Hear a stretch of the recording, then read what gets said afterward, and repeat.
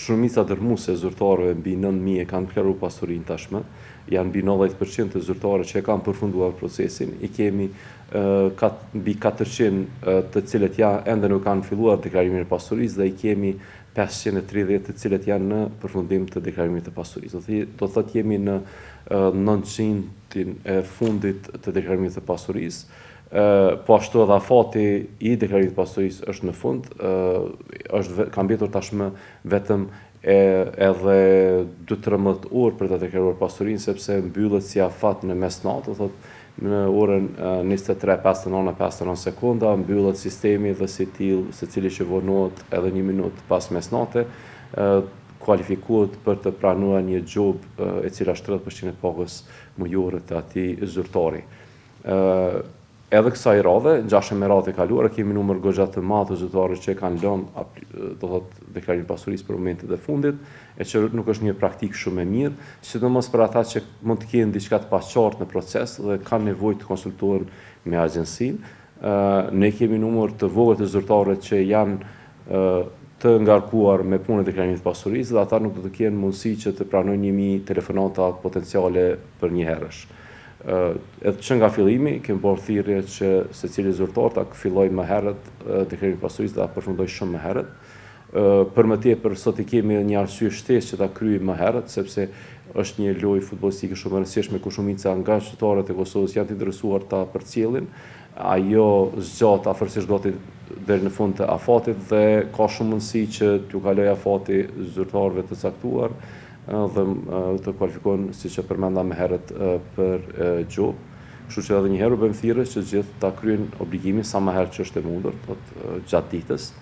Nëse kanë pyetje për agjencinë, ti adresojnë ato përmes numrave të cilat tashmë ata i kanë dhe i dinë.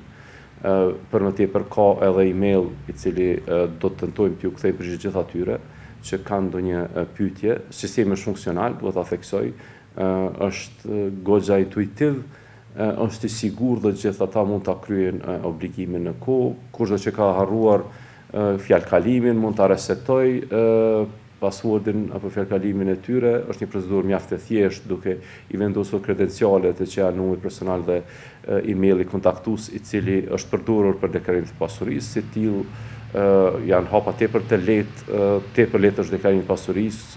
Kushdo që s'ka pasur dallim të madh në këto vitet e fundit apo nga viti i kaluar deri në këtë vit, është çështje minutash për ta kryer obligimin, sepse të gjitha dhonat e herës kaluara tashmë janë në sistem, vetëm kanë nevojë të përditësojnë ato.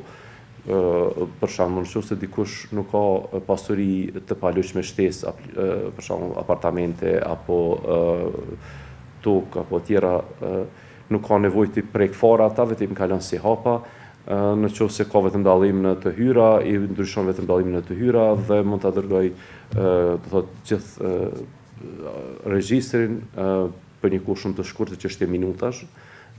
Këto po flasë nga përvoja ime se edhe gjithë zyrtarët e agjencisë, shumica dërmuese e tyre janë subjekte deklaruese dhe ne gjithë ne kemi kryer edhe vetë deklarimin e pasurisë. Dhe për mua për shkakun ka marrë disa minuta si proces dhe ka qenë shumë lehtë për tu përfunduar. Ligji ka paraporë që gjoba e cila shqiptohet në mënyrë mandatore nga agjencia të jetë e shkallëzuar, varësisht nga paga që pranon zyrtari. Nëse një zyrtar ka një pagë më të lartë, për shembull 1.500 euro, gjoba për të është rreth 500 euro. Për dikë tjetër që ka më të vogël, nëse është po themi 1.000 euro, gjoba do të jetë 300 euro. Është e shkallëzuar varësisht në bazë të pagës, jo pagë mesatare, pagës reale që zyrtari e pranon në bazë mujore. Ata që kanë paga më të vogël, normal që kanë edhe gjobë më të vogël, po se që tjetë çfarë do gjobë që pranojnë, duke pas parasysh që edhe në sistemin publik nuk ka pagë më të vogël se po besoj rreth 500 euro, gjoba minimale do të jetë mbi 150 euro, që është shumë goxha e madhe dhe substanciale për secilin qytetar të Kosovës, për më tepër në kohën kur edhe çmimet nuk janë duke u zbritur, por janë duke u ngritur në mënyrë të vazhdueshme.